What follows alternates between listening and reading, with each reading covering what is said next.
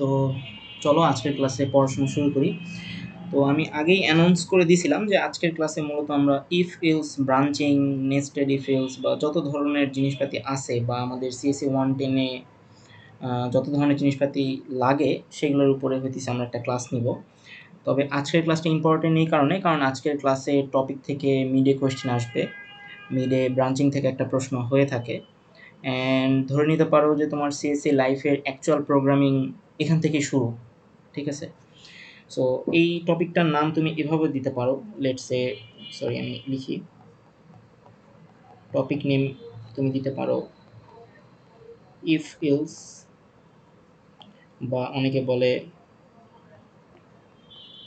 Branching, অনেকে আবার বলে এটাকে কন্ডি কন্ডিশন বা কন্ডিশনাল স্টেটমেন্ট, হ্যান ত্যান অনেক কিছু হইতে পারে। ঠিক আছে? মূলত আমরা ইফ এলসে এই জিনিসপাতিগুলো নিয়ে আলোচনা করি। তো আজকের ক্লাসে মূলত আমি এগুলো নিয়ে কথাবার্তা বলবো। প্রথমেই হইতেছে যে আমি ইফ এলস কীভাবে ইউজ করে সেটা দেখাবো, নেস্টেড ইফ কীভাবে ইউজ করে সেটা দেখাবো, ইলস ইফ কীভাবে ইউজ করে সেটা দেখাবো, নেস্টেড ইফ ইলস কীভাবে হয় সেটা দেখাবো। অনেকে হয়তো মানে এগুলা গুলায় ফেলতে পারে আর কি, যে ইফ কখন ইউজ করে, কখন ইলস ইউজ করে, মানে এই চারটার মধ্যে কখন কোন কেসে কোনটা ইউজ হয় সেইটা মূলত এক্সাম্পল দিয়ে দেখাবো। তারপরে হইতেছে অনেকে একটা জিনিস ভুল করে, সেটা হইতেছে যে বুলিয়ান ফ্ল্যাগ, এই যে বুলিয়ান নামের যে টপিকটা আছে এইটা অনেকে বুঝতে পারে না। তো এইটা আমি এক্সাম্পলের সাহায্যে বুঝাই দিব যে বুলিয়ান কখন আমরা ইউজ করি। আজকে আমাদের প্রবলেমও আছে, এই যে এখানে একটা প্রবলেম আছে যেখানে আসলে আমাদেরকে বুলিয়ান ইউজ করে সলভ করতে হয়। মোস্ট প্রবাবলি আমি আবার, আচ্ছা একটু সেভ করে নিই, মোস্ট প্রবাবলি এখানে আছে, হ্যাঁ এইটাতে। সো এই যে এখানে বলে দেওয়া আছে কোশ্চেনেই যে এই প্রশ্নটা সলভ করার জন্য আমাদেরকে বুলিয়ান ভ্যালু ট্রু ফলসের হেল্প নিতে হবে। সো অবশ্যই তাহলে আমাদেরকে এটা সলভ করতে হবে, মানে এই টাইপটা শিখতে হবে বুলিয়ানের ইউজ কেসটা। সো কখন ট্রু কখন ফলস এই জিনিসটা আমরা বুঝবো।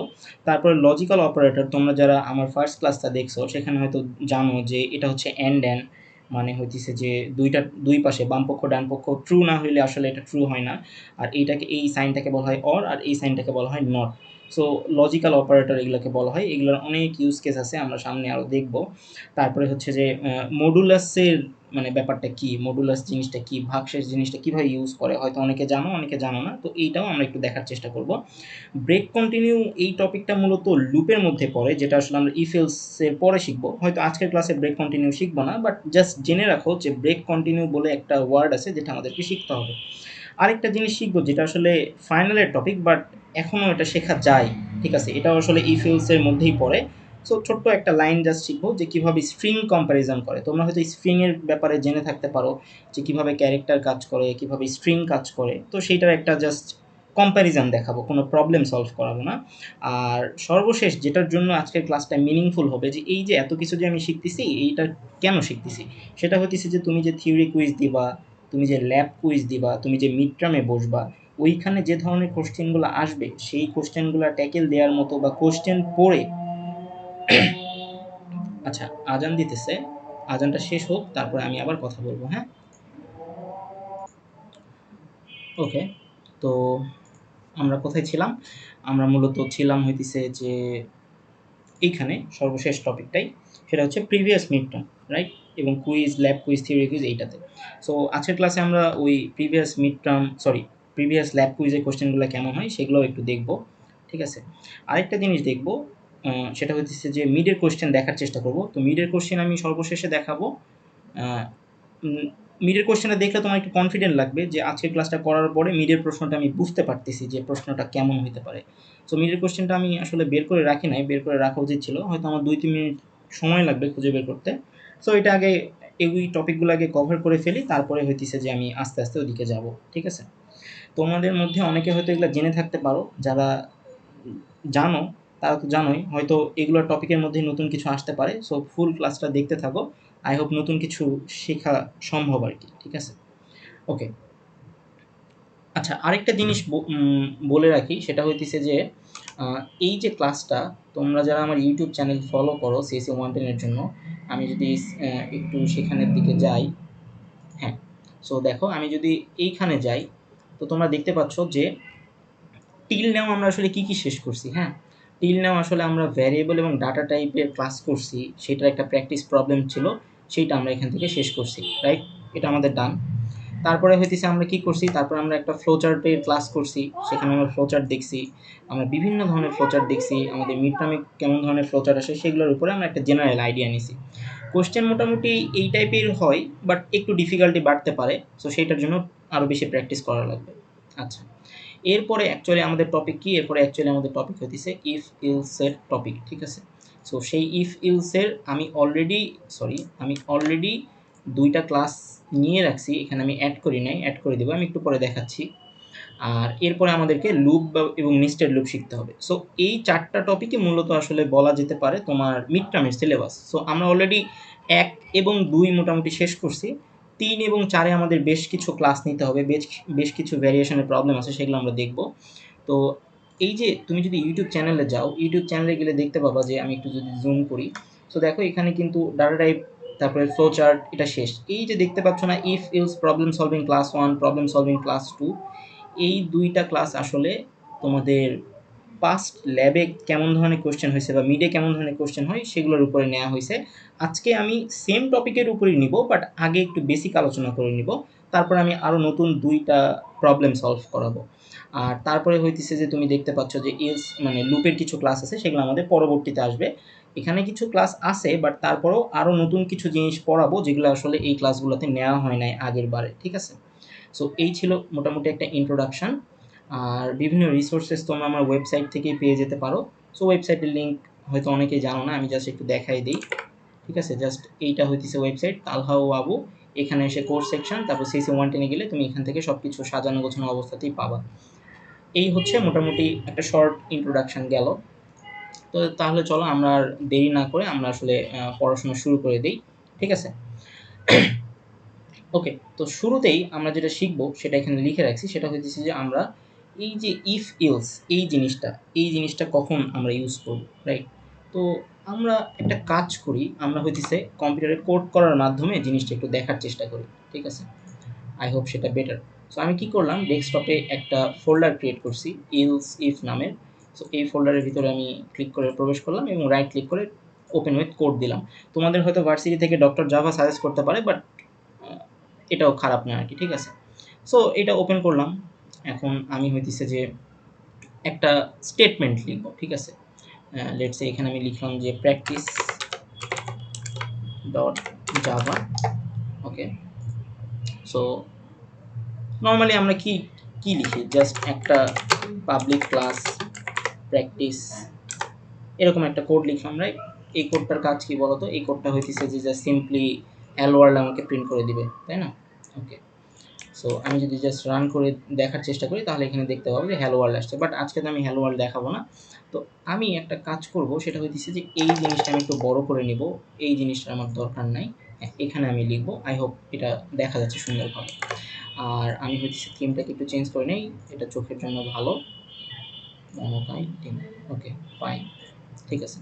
সো আমি এই জিনিসটাকে এখান থেকে সরাইলাম। সো আমাকে একটা প্রশ্ন দেওয়া হয়েছে, যে আমি প্রশ্নটা তোমাকে দেখাই। সো প্রশ্নটা এরকম, প্রশ্নটা হচ্ছে কাইন্ড অফ এরকম যে, আমি এটাকে কমেন্ট আউট করি না হলে এরর ধরবে। সো প্রশ্নটা হচ্ছে কাইন্ড অফ এরকম যে তোমাকে একটা নাম্বার দেওয়া আছে, যদি এটা পজিটিভ হয় তাহলে প্রিন্ট করো পজিটিভ, ঠিক আছে? খুবই সিম্পল। সো তাহলে এটার কোডটা কেমন হইতে পারে, যে তোমাকে আমি আগে থেকে একটা নাম্বার দিলাম, নাম্বারটা আসলে ইন্টিজারে নিলাম, তারপর আমি ইফে চেক করলাম যে নাম্বারটা যদি 0 থেকে বড় হয় তাহলে জাস্ট আমি প্রিন্ট করে দিব এইটা আসলে 0 থেকে বড়। কাইন্ড অফ এরকম। এটা আসলে ফরম্যাটিংটা কেমন জানি লাগতেছে, আমি এটাকে ফরম্যাট করে নিই, তাহলে এবার ভালো বোঝা যাচ্ছে, রাইট? সো কোশ্চেন 1 কি ছিল? একটা পজিটিভ নাম্বার, ঠিক আছে? কোশ্চেন নাম হচ্ছে পজিটিভ নাম্বার। কোশ্চেনটা হচ্ছে তোমাকে একটা নাম্বার দেওয়া থাকবে, যদি এটা পজিটিভ হয় তাহলে প্রিন্ট করো পজিটিভ, আর যদি এটা পজিটিভ না হয় তাহলে প্রিন্ট করবে নেগেটিভ। সো আমি যদি এখানে ইলস নামের একটা কমান্ড লিখি, অ্যান্ড ইলসে যদি আমি এভাবে দিই তাহলে নট পজিটিভ। সো আমি নাম্বারটা যদি এখন লেটসে -5 দেই তাহলে কি হবে, আমার ইফ কন্ডিশনটা আসলে চেক হবে না, ইলসে এসে নট পজিটিভ বলবে, রাইট? সো জাস্ট খুবই ফান্ডামেন্টাল জায়গা থেকে আমরা জিনিসটা দেখার চেষ্টা করতেছি, আস্তে আস্তে আমরা ডিফিকাল্টি বাড়াবো। সো দেখো এখানে কিন্তু নট পজিটিভ এটা দেখাচ্ছে। সো আই হোপ এই জিনিসটা বুঝতে পারছি, রাইট? আচ্ছা, সো তোমাকে যদি এবার আমি এমন একটা কোশ্চেন দেই, যদি কোনো একটা মানুষের, সো এইটা ডান, ঠিক আছে? এইটাকে আমি কমেন্ট আউট করে দিলাম, আমরা আরও নিচের দিকে যাই। ধরো আমি আরেকটা কোশ্চেন দিলাম যে ভোট দিতে পারবে কিনা কেউ, সেইটা তোমাকে দেখাতে হবে। এই জিনিসগুলো আসলে ইম্পর্টেন্ট এই কারণে, কারণ অনেকে আসলে এই বেসিকগুলো স্কিপ করে দেখে পরীক্ষা খারাপ হয়, ঠিক আছে? তো দেখো তোমাকে আমি একটা কোশ্চেন দিলাম এবং কোশ্চেনটা কাইন্ড অফ এইরকম বললাম যে যদি তোমার এইজ 18 থেকে বড় হয় তাহলে তুমি প্রিন্ট করো এলিজিবল টু ভোট, ঠিক আছে? সো আমি একটা কী করবো, আমি একটা কোড নিব, এটা হচ্ছে সেই কোড, সেভ করলাম এবং এটাকে একটু ফরম্যাট করে নিই, তাহলে দেখতে সুন্দর লাগবে। হ্যাঁ, তো দেখো এখানে আমি 2 নম্বর কোশ্চেন নিয়েছি। 2 নম্বর কোশ্চেনে কী আছে, যদি তার বয়স 20 হয় তাহলে জাস্ট এখানে চেকে কী হবে, এটা চেকটা অবশ্যই ট্রু হবে এবং এলিজিবল টু ভোট। আরেকটা শর্তে কী আসবে, ইলস আসবে, এবং ইলসে আমি কী বলবো, সে আসলে এলিজিবল টু ভোট দিতে পারবে না যদি তার বয়স হয় লিটসে 10, রাইট?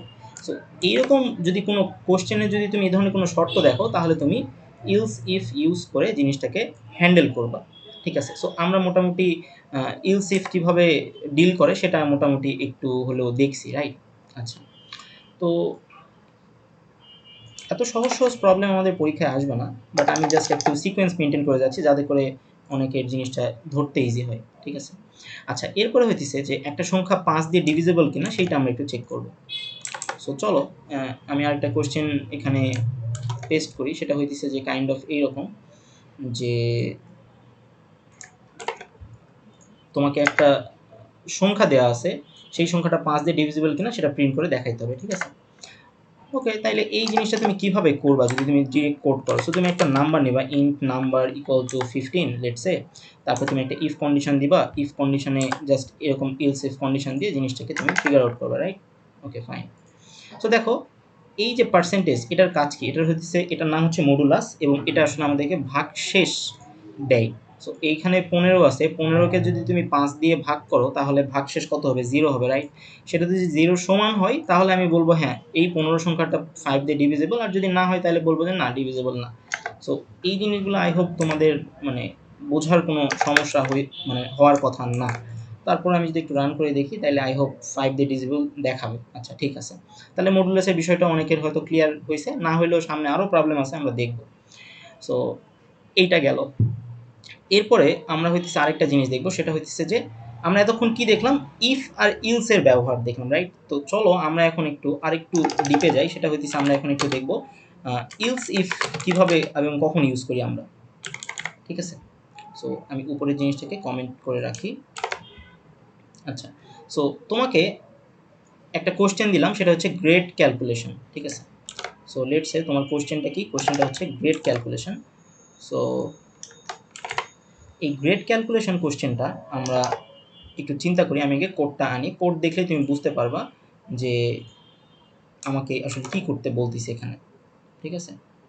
ফরম্যাট ডকুমেন্ট, হ্যাঁ। তো দেখো এখানে আমি একটা কাজ করছি, সেটা হইতেছে যে আমি একটা স্টুডেন্টের নাম্বার দেওয়া আছে, সেই নাম্বারের উপর বেস করে তাকে তার গ্রেডটা দিতে হবে।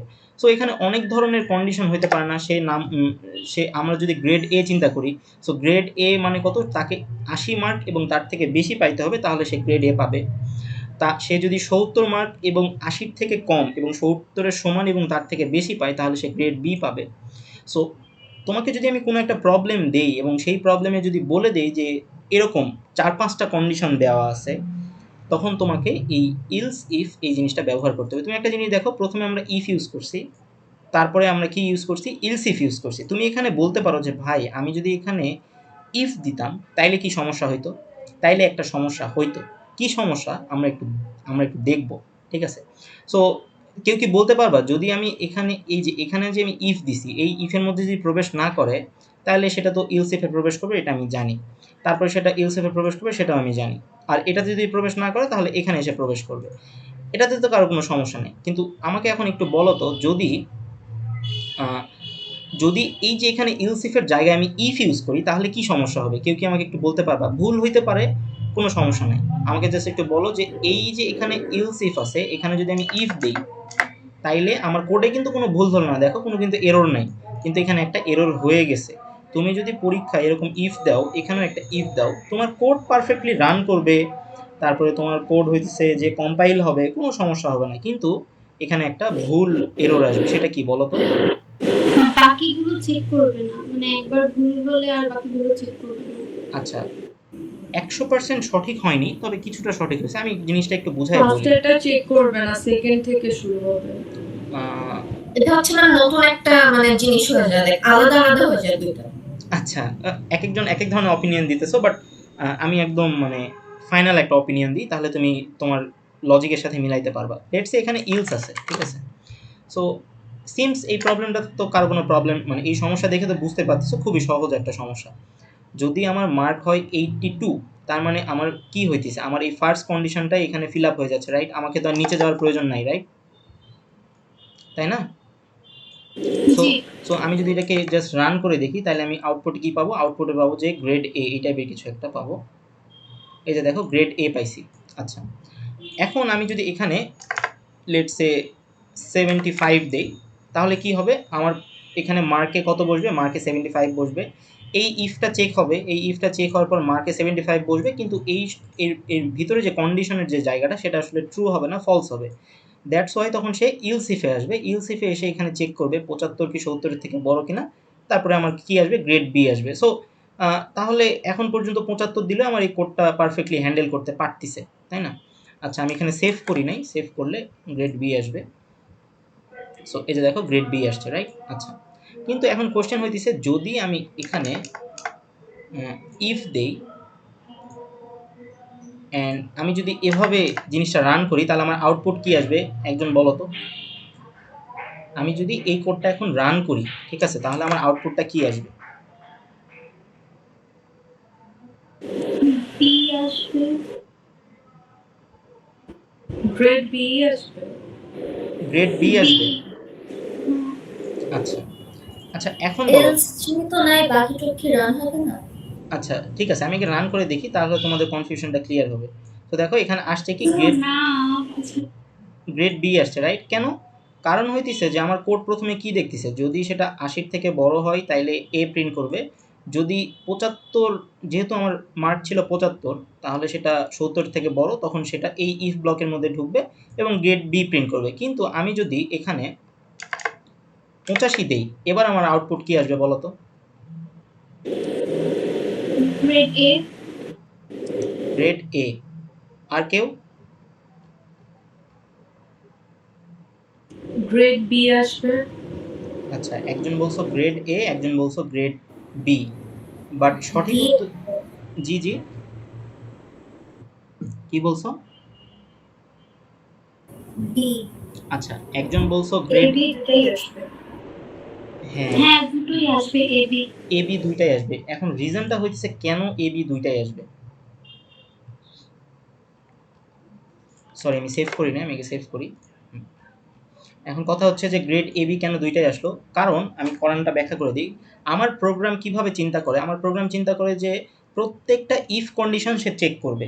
যদি প্রথমটা ট্রু হয়েও যায়, এটা যেহেতু ট্রু, তারপরেও সে যেহেতু এখানে ইফ আছে, তাই সে এটাও চেক করবে। এবং দেখো, এটা চেক করলেও কিন্তু ট্রু হইতেছে, রাইট? সো তুমি যদি এখানে ইলস না দাও, এখানেও যদি ইফ দাও, এটাও কি ট্রু না? 75 থেকে 60 থেকে বড় তো। সো আমি যদি এটা সেভ করি, তাহলে দেখো এবিসি তিনটাই হবে। দেখছো? তার মানে এইটা তো মোটামুটি বুঝলা যে একটা প্রবলেমে আমি যদি ভাবি ইফ ইফ দেই, ইলস ইফ না দেই, তাহলে সে কি করবে? প্রথমে এটা চেক করবে, ট্রু হইলে প্রিন্ট করবে, ফলস হইলে সে নিচে যাবে, রাইট? এখন দেখো, আমি যদি এখানে 75 দেই, তাহলে কিন্তু আর এ প্রিন্ট হবে না। কারণ কি? এ তো আর ট্রু হইতেছে না, গ্রেড এ তো আসবে না। তখন সে কি করবে? এখানে আসবে, এখানে এসে দেখবে হ্যাঁ এটা তো ট্রু, 75 থেকে 70 বলো, গ্রেড বি, তাহলে প্রিন্ট করে দাও। এটাও ট্রু, তাহলে এটাও প্রিন্ট করে দাও। ঠিক আছে? সো তাইলে এখন আউটপুট কি আসবে বলো তো? আউটপুট আসবে বি এবং সি। সো এই যে ইলস ইফের ব্যবহারটা, তোমরা কি একটু ক্লিয়ার হয়েছো যে এভাবে ইফ দিলে আমার প্রবলেমের আউটপুট কিভাবে বিহেভ করে? এটা এটা কি ক্লিয়ার হয়েছে? জি। হ্যাঁ, কারো কোনো কোশ্চেন? এটা খুবই একটা ছোট জিনিস, এটা আমি আসলে আগে পড়াইতাম না। রিজন হইতেছে, আমি মনে করতাম যে এটা তো খুবই সহজ জিনিস, এটা সবাই বোঝে। বাট যখন আমি অনেককে প্রবলেম সলভ করতে দেখছি, অনেকে দেখি যে ওরা আসলে ইলস ইফ ইউজ করতে কার্পণ্য বোধ করে, ওরা আসলে ইফ দিয়ে প্রবলেম সলভ করে। তো আমি বললাম যে আচ্ছা, তুমি এখানে বারবার ইফ দিছো কেন? বলছে ভাই দুইটা তো একই কাজ। তো আমি বললাম যে না, দুইটা তো এক কাজ না, আউটপুট তো ডিফারেন্ট আসবে। তো তখন আমি বুঝছি যে আচ্ছা ঠিক আছে, এখানে ছোট্ট একটা বেসিক আছে, এটা বললেই হয়ে গেল। সো আই হোপ তোমরা এই জিনিসটাও মোটামুটি বুঝতে পারছো যে কখন আসলে ইফ ইউজ করব, কখন আসলে ইলস ইফ ইউজ করব। ঠিক আছে? তার মানে আমরা ইফের ব্যবহার বুঝছি, আমরা ইলসের ব্যবহারও বুঝছি, আমরা কখন ইলসিফ ইউজ করতে হয় সেটাও বুঝছি, এবং ইলসিফ ইউজ না করলে কি হয় সেটাও আমরা দেখলাম। আচ্ছা, এরপরে আমাদের কি দেখার কথা ছিল? এরপরে আমাদের দেখার কথা ছিল হইতেছে, আমরা যদি এখানে একটু আসি, সেটা হইতেছে যে নেস্টেড ইফ ইলস এই টাইপের কিছু একটা দেখার কথা ছিল, রাইট? ওকে, ফাইন। সো আমি এটাকে একটু মিনিমাইজ করি আর এগুলাকে একটু কমেন্ট আউট করে দিই, সেভ করলাম। আচ্ছা, ওকে। সো আমরা এটা বুঝছি। সিমিলার ওয়েতে আমরা হইতেছে যে আরেকটা জিনিস আনি। হ্যাঁ, আমরা এবার নেস্টেড ইফ এই টপিকটা আনবো, ঠিক আছে? Nested if scholarship. সো আমি এইটাকে আগে কমেন্ট আউট করে দিই, তাছাড়া এরর ধরবে। তারপরে আমি জাস্ট কোডটাকে আনি, আমি প্রশ্ন মুখে মুখে বলে দিব। আর যেহেতু এটা আসলে ফরম্যাটিং ঠিক নেই, ফরম্যাটটা করে নিতে হবে। হ্যাঁ, সো একটু বড় করে নিই। ওকে, ফাইন। সো দেখো এখানে অ্যাকচুয়ালি কি হয়েছে। এখানে হয়েছে যে একটু আগে যেটা দেখলাম, এখানে একটা জিনিস বোঝার বিষয়, সেটা হচ্ছে এই ইফ আর এই ইফ এটার মধ্যে একটা সম্পর্ক আছে। এই সম্পর্কে বলা হচ্ছে নেস্টেড সম্পর্ক, ঠিক আছে? আগের ইফের ক্ষেত্রে, ইলস ইফের ক্ষেত্রে কোনো নেস্টেড সম্পর্ক ছিল না। আমি যদি এটাকে কমেন্ট আউট করে দেই, দেখো আগেরটার ক্ষেত্রে কোনো নেস্টেড সম্পর্ক ছিল না। এইটা আলাদা, এইটা আলাদা। আমি যদি এখানে এভাবে চিন্তা করি, তাহলে দেখো তুমি কিন্তু পুরোটাই আলাদা এক একটা করে ব্লক, ঠিক আছে? এগুলো কিন্তু আলাদা এক একটা করে ব্লক। যেমন এই ইফ একটা আলাদা ব্লক, এই ইলস ইফ একটা আলাদা ব্লক, এরকম, রাইট? কিন্তু কিন্তু এখানে তুমি দেখো, এখানে কিন্তু এটা আলাদা ব্লক না। এখানে বলা হয়েছে যদি মার্ক 92 হয় কোনো একটা স্টুডেন্টের মার্কস, এবং সে যদি এবং আমি চেক করতেছি যে মার্কস যদি 40-এর থেকে বেশি হয়, তাহলে আমি তাকে বলবো পাস। আর আবার চেক করতেছি যে মার্ক যদি 90-এর বেশি হয়, তাহলে তাকে আমি স্কলারশিপ দিব। এখন তুমি বলতে পারো যে ভাই, এই চেকটা যদি আমি বাইরে করতাম, মানে এই এই ফার্স্ট ইফ ব্লকের বাইরে, মানে তুমি বলতে চাচ্ছ যে এখানে আমি দিলাম, আর হইতেছে যে হ্যাঁ, এই ইফটাকে আমি আরেকটা আলাদা সেপারেট একটা বক্স নিয়ে চিন্তা করলাম। তোমার প্রবলেমে ভুল নাই, কিন্তু আমার প্রবলেম স্টেটমেন্টটা এইভাবে বলা আছে যে তুমি একটা মার্ক নাও, তুমি আগে চেক করো যে সে পাস করছে কিনা। যদি সে পাস করে, তাহলে চেক করো সে স্কলারশিপ পাবে কিনা। তখন তোমাকে চিন্তা করা লাগবে যে আচ্ছা, এটা তো তাহলে একটা ইফের মধ্যেই দুইটা নেওয়া যায়। এটা আসলে এই ছোট্ট প্রবলেম দেখে তুমি অ্যান্সারে পৌঁছাতে পারবে না বা চিন্তা করতে পারবে না। জাস্ট এই জিনিসটা মনে রেখো যে এটাও পসিবল। আমি এখানে একটা ইফের মধ্যে ঢুকছি, ঢোকার পরে আমি এখানে পাস প্রিন্ট করছি। তারপরে আমি এই ইফের মধ্যে যাব, কারণ আমার ব্লকটা এখনো শেষ হয়নি। তুমি দেখো এই যে ইয়েলো কালার, এই ইয়েলো কালারটা কিন্তু তোমার কোনটা বলো তো? এই ইয়েলো কালার কিন্তু এই ইফের এতটুকু ব্লক, রাইট? আর এই যে নীল কালার যে তোমার হচ্ছে প্যারেনথেসিস আছে, সরি কার্লি বেসিস আছে, সেটা কিন্তু তোমার এই ইফ ব্লকের। তার মানে এখানে দুইটা ইফ ব্লকের যেটা আউটার ইফ ব্লক, সেটা আসলে এতটুকু, আর ইনার ইফ ব্লক এটা হচ্ছে এতটুকু, ঠিক আছে? সো এখানে তার মানে আমি যদি এটা রান করি, রান করলে আমার আউটপুট কি আসা উচিত? রান করলে আমার আউটপুট দুটো আসা উচিত, সে পাসও করছে, স্কলারশিপও পাইছে। বাট ধরো আমি এখানে কি দিলাম, আমি এখানে দিলাম হচ্ছে সে 45 পাইছে। তাইলে জাস্ট আমার অ্যান্সারটা কি আসবে? আমার অ্যান্সারটা আসবে সে শুধুমাত্র পাস করছে, সে স্কলারশিপ পাবে না, রাইট? সো এই ধরনের কোনো সিনারিও যদি তোমার পরীক্ষার কোশ্চেনে দেওয়া থাকে, তাহলে তোমাকে নেস্টেড ইফ কন্ডিশনটা চিন্তা করে সলভ করা লাগবে। আই হোপ জিনিসটা তোমার কাছে মেক সেন্স করছে। আচ্ছা, নেস্টেড ইফের সাথে আমি হইতেছে একটু বুলিয়ান কন্ডিশনটা যোগ করে একটা প্রবলেম দেখাবো। সো আরেকটু নিচে আসি আমরা। সো এই প্রবলেমটা একটু দেখো। এই প্রবলেমে আমরা বুলিয়ান জিনিসটা কীভাবে কাজ করে সেটা আমরা বুঝতে পারবো। সো এটা একটু সেভ করে নেই, এটা হচ্ছে ফরম্যাট করে নেই। ওকে, ফাইন। তো দেখো এখানে আমি একটা ইন্ট এইজ দিছি, ঠিক আছে? একটা বয়স দিছি। এবং বুলিয়ান, এই বুলিয়ান হইতেছে একটা ডাটা টাইপ, রাইট? এটা হচ্ছে তোমার ট্রু এবং ফলস থাকে। সো বুলিয়ান ডাটা টাইপে জাস্ট কি থাকে? ট্রু আর হচ্ছে ফলস থাকে, রাইট? সো এখন আমি এখানে কি দিলাম যে হ্যাজ ন্যাশনাল, সরি ট্রু বানান ভুল করছি। আচ্ছা, এখানে বুলিয়ানের ক্ষেত্রে এখানে হ্যাজ ন্যাশনাল আইডি। তোমার কাছে এই জিনিসটা দেখতে একটু কষ্ট হইতেছে যে এখানে এত বড় নাম কেন? একটু ছোট হইলে কি হইতো? ঠিক আছে, কিছুই হইতো না। তুমি চাইলে সিম্পলি এখানে এও দিতে পারতা, কোনো সমস্যাই অ্যাকচুয়ালি ছিল না। বাট আমরা আগে দেখি এখানে এরা কি বোঝাতে চাইছে। এখানে বোঝাতে চাইছে যে একটা মানুষের বয়স যদি 22 বছর হয়, তাহলে তাকে ধরে নাও যে তার একটা আইডি কার্ড আছে, ন্যাশনাল আইডি কার্ড আছে। সো আমি এখানে চেক করব ইফ পার্সনের বয়স যদি 18 এবং তার থেকে বড় হয়, তারপরে আমি আবার চেক করব ইফ তার যদি একটা ন্যাশনাল আইডি কার্ড থাকে। 18 বড় হইলেই যে ন্যাশনাল আইডি কার্ড থাকবে বিষয়টা এরকম না। অনেকে হয়তো 22 বছর বয়সে ন্যাশনাল আইডি কার্ড করতে পারে। সো আমি এখানে আরেকটা চেক করব, এবং এর ভিতরে অ্যাকচুয়ালি কি আছে বলো তো? এর ভিতরে কিন্তু অ্যাকচুয়ালি আছে ট্রু।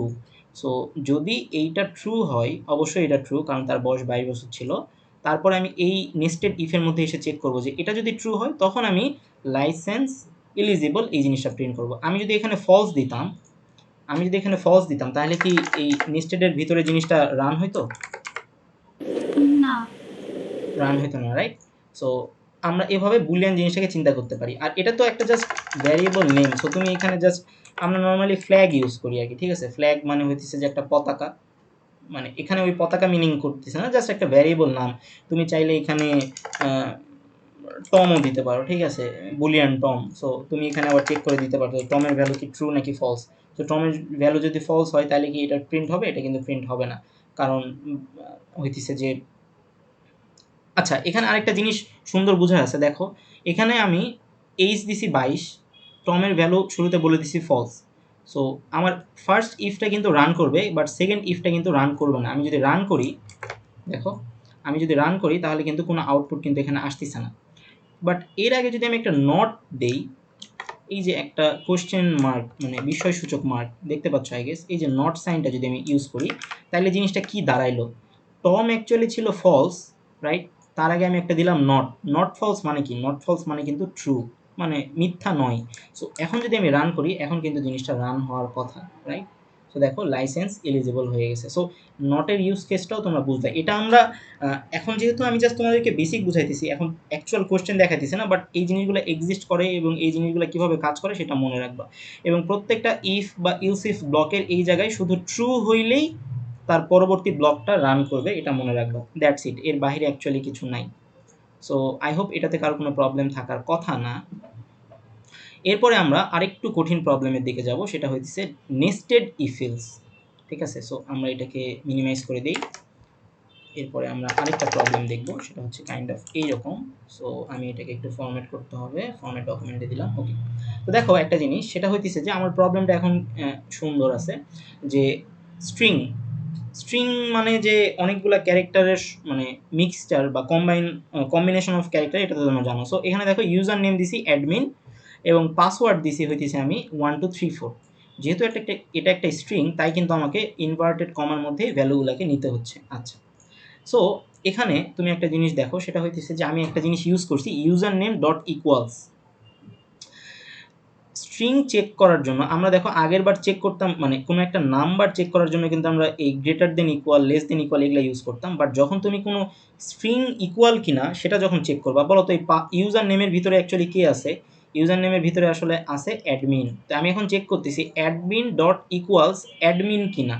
যদি হয় তখন আমি আবার পাসওয়ার্ড চেক করব। মানে তুমি একটা ধরো যে তোমার ফেসবুকে লগ ইন করতেছো, ঠিক আছে? সো ওই জায়গাতে তুমি ইউজার নেমটা চেক দিতেছো, তারপরে পাসওয়ার্ড, এই পাসওয়ার্ডের ভিতরে কে আছে বলো তো? 1 2 3 4 এই স্ট্রিংটা আছে। যেহেতু এটা কি একটা স্ট্রিং, তাই আমি ওই ইকুয়াল ইকুয়াল সাইনটা দিতে পারবো না এখানে। দিতে পারবো সেটা আমরা স্ট্রিংয়ে যেয়ে শিখবো, যে কখন আমরা দিতে পারি কখন দিতে পারি না। বাট আপাতত এই প্রবলেমের জন্য জাস্ট দেখে যাও যে যদি আমার পাসওয়ার্ড মানে 1 2 3 4 ইকুয়াল টু 1 2 3 4 হয়, তাহলে আমি বলবো লগ ইন সাকসেসফুল। আর যদি আমার পাসওয়ার্ডটা এখানে ভুল থাকে, লেটস সে পাসওয়ার্ড আমি দিলাম 1 2 3 4 5 আর এখানে আমার অ্যাকচুয়াল পাসওয়ার্ড ছিল 1 2 3 4, তাইলে কি হবে? রং পাসওয়ার্ড হবে, ঠিক আছে? সো আমি আগে এই জিনিসটা রান করি, রান করার পরে আমি দু একটা ভ্যালু চেঞ্জ করে দিব, তাইলে তোমরা স্ট্রিংয়ের ব্যাপারটাও বুঝতে পারবা। সো দেখো লগ ইন সাকসেসফুল। রিজন কি? রিজন হইতেছে যে আমি এখানে ইউজার নেমটা অ্যাডমিন বলে দিয়েছিলাম এবং পাসওয়ার্ডটাও আমি 1 2 3 4 বলে দিয়েছিলাম। আমি একটা কাজ করি, পাসওয়ার্ড আমি 1 2 3 4 5 দিই, ঠিক আছে? আমি পাসওয়ার্ড আপডেট করছি, কিন্তু আমার এখানে পাসওয়ার্ড কত আছে? 1 2 3 4 5, বাট আমি এখানে রাখছি কত আগে থেকে? 1 2 3 4। তাইলে আমার অ্যাকচুয়ালি কী ধরনের বিহেভ করবে প্রোগ্রামটা? সো আমি যদি রান করি তাহলে দেখো এখানে বলছে রং পাসওয়ার্ড। রিজনটা কি? রিজনটা হইতেছে আমার ইউজার নেমটা কিন্তু ঠিক আছে, তার মানে কি এই ইফ কন্ডিশনটা সে ট্রু করছে, তখন সে এই ইফ কন্ডিশনে আসছে। এই ইফ কন্ডিশনে এসে দেখে পাসওয়ার্ড তো 1 2 3 4 5 আছে, বাট এখানে আছে কত? 1 2 3 4। তার মানে সে এই ইফ ব্লকের মধ্যে ঢুকতে পারবে না, সে ইলসে আসবে এবং সে ইলসে আসার পরে রং পাসওয়ার্ড এটা প্রিন্ট করে দিবে। আর যখনই একটা ইফ ব্লক রান হবে, সেই প্রোগ্রামে কখনোই ইলস ব্লক রান হবে না।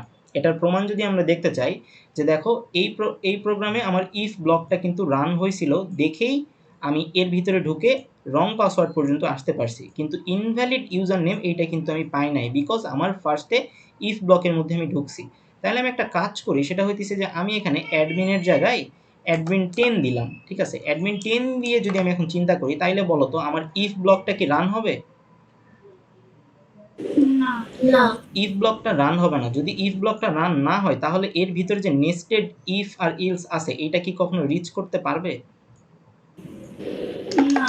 তো তখন আমার প্রোগ্রামটা কি করবে? আমার প্রোগ্রামটা এক্সিকিউট হয়ে আমার প্রোগ্রামটা এই ইফ ব্লকটা যেহেতু শুরুতেই এখানে ফলস হয়েছে সে ভিতরে আর কখনোই প্রবেশ করতে পারবে না। তখন সে ইলসে আসবে এবং সে ইলসে ইনভ্যালিড ইউজার নেম এইটা প্রিন্ট করবে।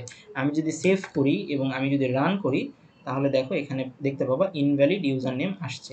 সো তাহলে এখান থেকে আমাদের শেখার জিনিসটা কি? শেখার জিনিসটা হচ্ছে যখন কোনো একটা প্রোগ্রামে ইফ ব্লক কাজ করে তখন সেই প্রোগ্রামে ইলস কখনোই কাজ করে না। আর যখন একটা প্রোগ্রামে ইফ কখন যদি কাজ না করে একদম আউটার ইফ তাহলে তার ভিতরের জিনিসগুলো কখনোই রান করবে না, জাস্ট ইলসের জিনিসটা রান হবে। সো আই হোপ এই জিনিসটা তোমরা বুঝতে পারছো। এখানে ডট ইকুয়ালস এটা তোমরা মিডের পরে শিখবে, বাট আমি আগেই জাস্ট বোঝানোর জন্য বুঝাইলাম, এটা মনে রাখার দরকার নেই। এই জিনিসটা কি বুঝছো? ইফ ইলস কখন রান হয় কখন রান হয় না? ইয়েস। ওকে, সো এটার সাথে চলো আমরা হইতেছে যে একটু বুলিয়ান কন্ডিশনটা একটু চেক করি আর কি, যে বুলিয়ান জিনিসটা এর সাথে কানেক্টেড কীরকম। জাস্ট সিম্পল একটা এক্সাম্পল, আই হোপ এটা বেশি সময় লাগবে না, 1 মিনিট লাগবে। ওকে, সো আমরা এখানে আসলাম এবং আমরা হইতেছে যে ফর্মেট ডকুমেন্ট দিলাম। Okay fine. আচ্ছা দেখো এখানে ইন্ট এইজ আছে 16 এবং উইথ গার্ডিয়ান আছে ট্রু করা। যেহেতু এটা একটা বুলিয়ান ডাটা টাইপ তাই এখানে আমি ট্রু অথবা ফলস ছাড়া কিছু রাখতে পারবো না।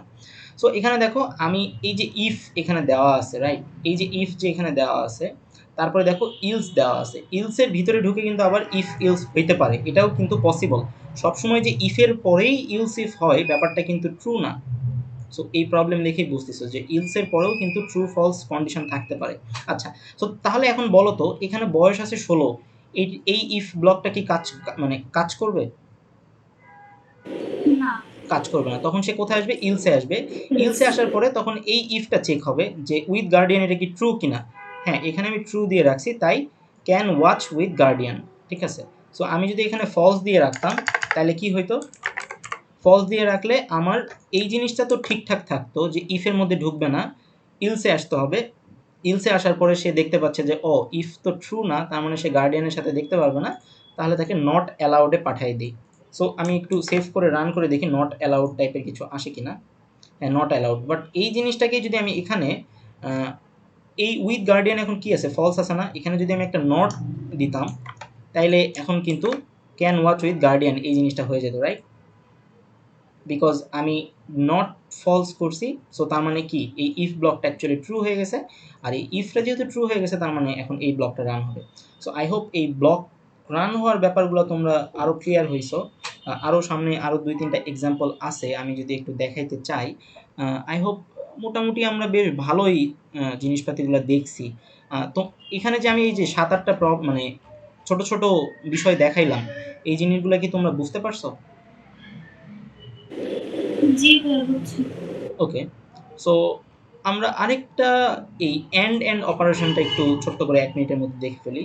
সো এটাকে আমরা কমেন্ট আউট করলাম অ্যান্ড এখানে আসার পরে আমি জাস্ট এটা খুবই ইজি, তোমরা বুঝতে পারতেছো কি বুঝাইতেছি। এখানে দেখো বুলিয়ান দেওয়া আছে, তার মানে কি এই জায়গাতে যে ভ্যালুটা আছে সেটার ভ্যালু ট্রু অথবা ফলস হবে। সো পেইড ফিস সাবমিটেড অ্যাসাইনমেন্ট এখানে ট্রু দেওয়া আছে।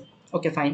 সো দেখো এখানে ইফের ভিতরে আমি একটা কন্ডিশন দিছি, সেই কন্ডিশনে দেখো দুই পাশের মাঝখানে একটা অ্যান্ড অপারেটর আছে। সো অ্যান্ড যখন থাকে তখন এই ইফ ব্লকটা কখন সত্য হবে বলো তো? যদি বাম পক্ষ এবং ডান পক্ষ ট্রু হয়, রাইট? তখনই কিন্তু এলিজিবল ফর এক্সাম এই জিনিসটা প্রিন্ট হবে, তাই না? হ্যাঁ। সো তাহলে আই গেস আমরা ইফ বুঝতে পারলাম। তাহলে আমরা যদি এটা রান করি জাস্ট সিম্পলি দেখার জন্য যে হ্যাঁ ঠিকঠাক আছে কিনা। সো এলিজিবল ফর এক্সাম, আর আমি যদি এখানে একটা ফলস দিয়ে দিই তাহলে তো বুঝতেই পারতেছো যে এটা আসলে কাজ করবে না। সো এগুলো তোমার কাছে খুবই ইজি মনে হতে পারে, বাট আমরা সামনে প্রবলেম সলভ করতে গেলে বুঝতে পারবো। So not eligible. So I hope এটাও আমরা বুঝতে পারছি। এই এক্সাম্পলটাও মোটামুটি খুব একটা ডিফিকাল্ট ছিল না। আরেকটা যদি দেখায়, না দেখালে জিনিসটা আসলে টাফ হবে। সেটা হইতেছে যে এইটা, যেহেতু আমরা এন্ড দেখছি আমরা একটু অরটাও দেখে ফেলি। সো আই হোপ বুঝতে পারতেছো যে এখানে বুলিয়ান একটা ফলস আছে একটা ট্রু আছে, বাট ডাজেন্ট ম্যাটার। অরের ক্ষেত্রে যে কোনো একটা ট্রু হইলেই কিন্তু এই ইফ ব্লকটা সত্য হয়ে যাবে। সো এই প্রোগ্রাম থেকে আউটপুট কি আসা উচিত? No office today, right? So আমি জাস্ট যদি রান করি তাহলে আমি দেখতে পাবো নো অফিস টুডে এই জিনিসটা আসবে। সো অর তোমরা এই জিনিসটা বুঝতে পারছো। সো এই ছিল মোটামুটি বলতে পারো, মানে হ্যাঁ তোমরা মোটামুটি বলতে পারো যে ইফ ইলস রিলেটেড বা নেস্টেড ইফ ইলস রিলেটেড যা কিছু ছিল এর বাহিরে অ্যাকচুয়ালি তেমন কিছু নাই।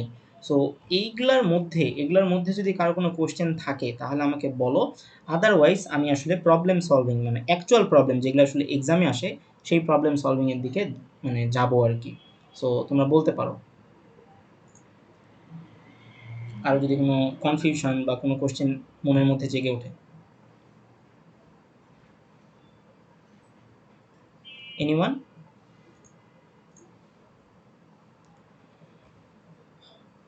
ওকে ফাইন, তাইলে আমরা হইতেছে যে অ্যাকচুয়াল প্রবলেম সলভিংয়ের দিকে যাই। তো প্রবলেম সলভিংয়ে যাওয়ার আগে আমি জাস্ট একটু, তো চলো আমরা কথা না বাড়ায় প্রবলেম সলভিংয়ে জাম্প করি।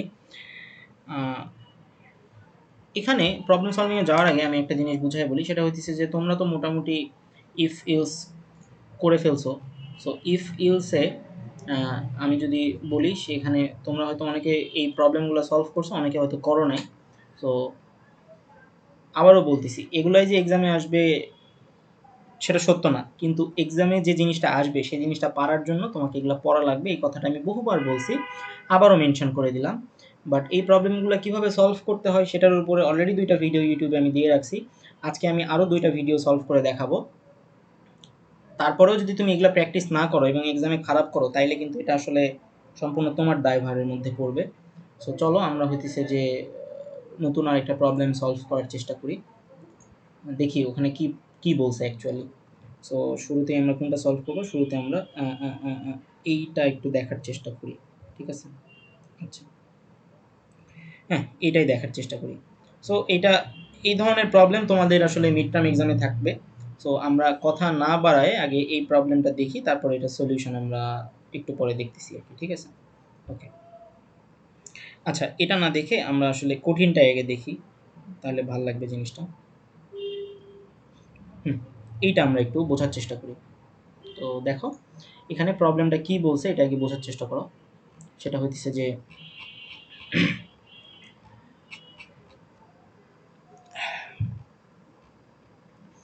সো এখানে দেখো, এখানে এটা কিন্তু ল্যাবের কোশ্চেন, ঠিক আছে? সো এটা সামার 25-এ আসছিল, মানে হয়তো 1 বছর আগে। সো কোশ্চেনের প্যাটার্ন এরকমই থাকবে। আর তোমাদের নেক্সট ল্যাবে বা ফার্স্ট ল্যাবে হয়তো ফ্লো চার্ট অথবা সেকেন্ড ল্যাব থেকে এটা হচ্ছে ল্যাব কোশ্চেন 1, তার মানে তোমাদের ফার্স্ট ল্যাবে এই টাইপের কোশ্চেন দিতে পারে আর কি।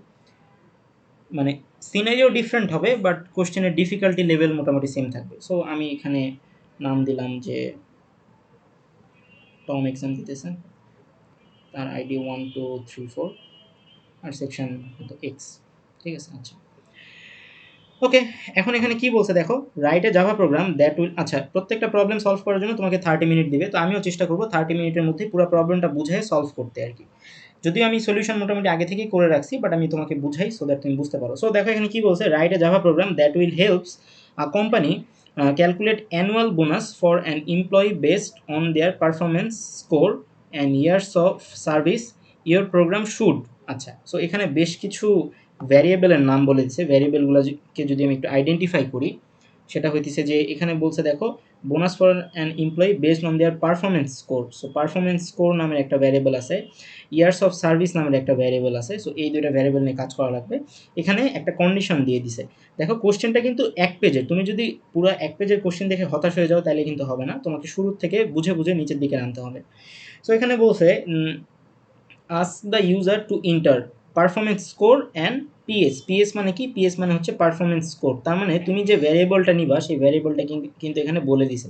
সো ইউজার থেকে তোমাকে PS নিতে হবে, যেটা আসলে পারফরমেন্স স্কোর। এবং সেই পারফরমেন্স স্কোরটা কিন্তু দেখো 0.5 থেকে 5.5। তার মানে এখানে কি তুমি ইন্টিজার নিবা নাকি ডাবল নিবা?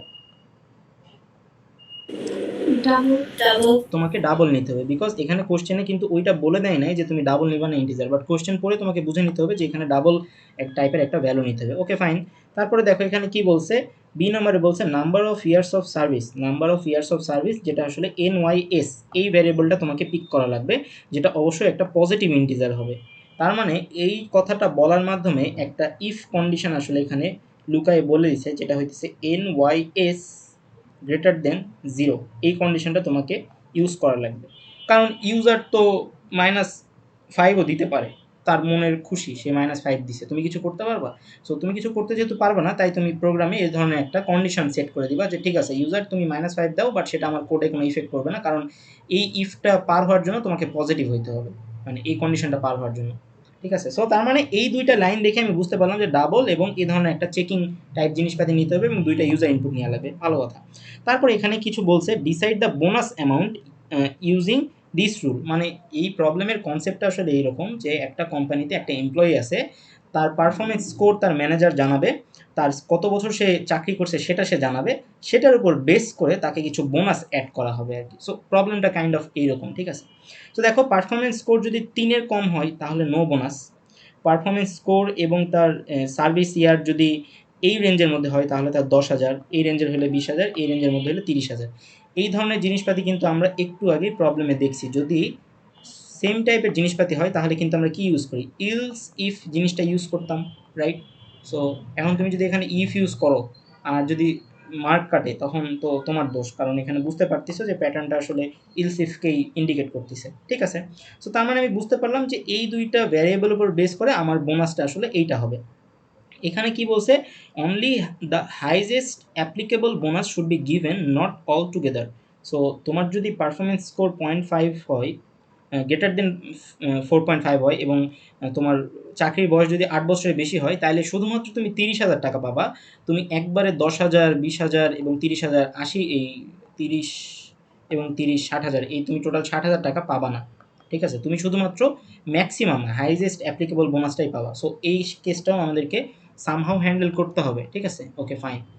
এরপরে কি, এরপরে দেখো এখানে নতুন করে আরেকটা কন্ডিশন দেয়া আছে। সো এখানে কিন্তু আমরা কন্ডিশন শেষই হচ্ছে না, এখানে কন্ডিশন আছে, এখানে কন্ডিশন আছে, এইখান থেকেও আবার কন্ডিশন আছে, ঠিক আছে। সো এই কন্ডিশনটা কি বলছে একটু বোঝার চেষ্টা করি।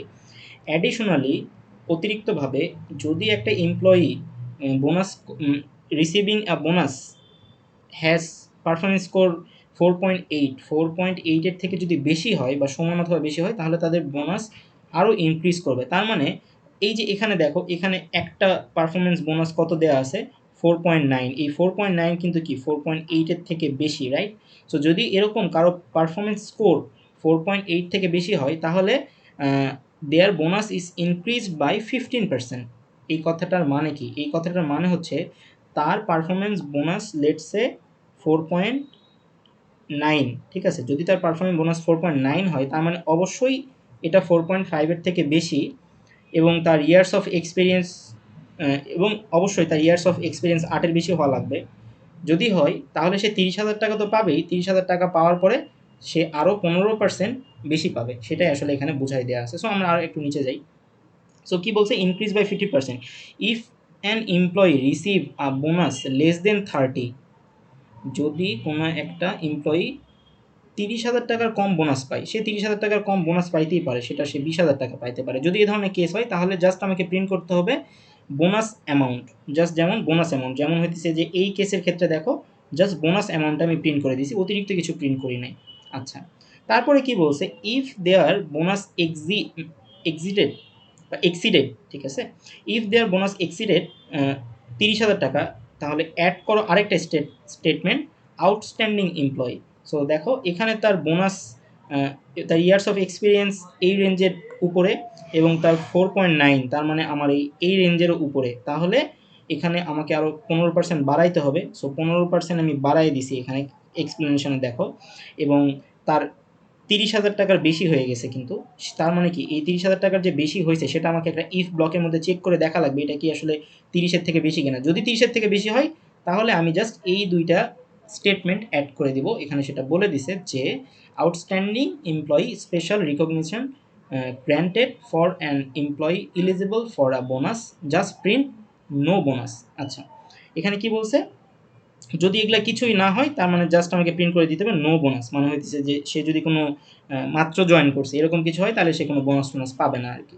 So you may assume that the user will always give valid input. So তোমার এখানে বলে দিচ্ছে যে তুমি ধরে নাও সবসময় ইউজার ভ্যালিড ইনপুটই দিবে, উল্টাপাল্টা ইনপুট দিবে না, বাট উল্টাপাল্টা ইনপুট দিলেও সেটা আমাদেরকে হ্যান্ডেল করা লাগতো, বাট যদি তুমি না করো তাহলে তোমার ল্যাবে মার্ক কাটবে না, কিন্তু অ্যাকচুয়াল ওয়ে হইতেছে হ্যান্ডেল করা। সো প্রশ্নটা যে আমি পড়লাম, প্রশ্নটা পড়ার আগে আমার কাছে খুবই কঠিন মনে হচ্ছিল, বাট প্রশ্নটা পড়ার পরে আমি লজিক্যাল সেন্সে চিন্তা করতেছি যে ওকে ফাইন, বেশ কয়েকটা কন্ডিশন আছে, আমাকে ইফ ইলসের থ্রুতে কন্ডিশনগুলোকে হ্যান্ডেল করা লাগবে। সো এখন আমাকে বলো এই প্রশ্নটার মধ্যে কারো কোনো কনফিউশন আছে কিনা?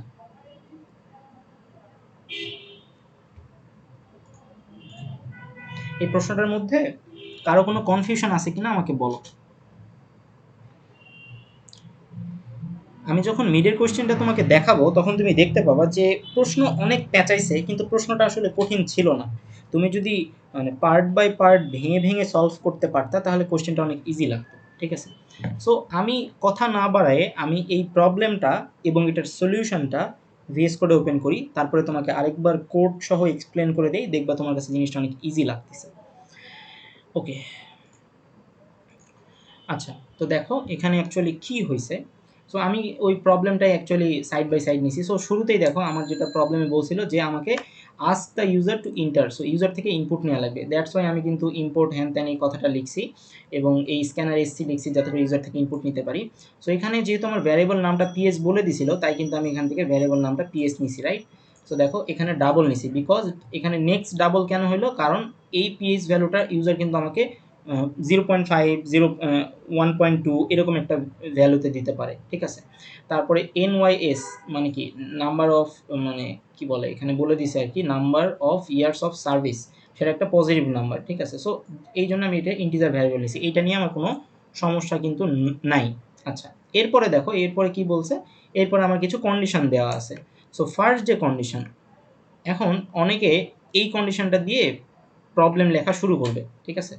বাট এইটা দিয়ে আমরা কেন শুরু করব না, কারণ সব সময় একটা জিনিস তুমি মনে রাখবা, সব সময় আমাদের এই প্রবলেম আসলে সব থেকে বড় ভ্যালুটা থেকে শুরু করতে হয়।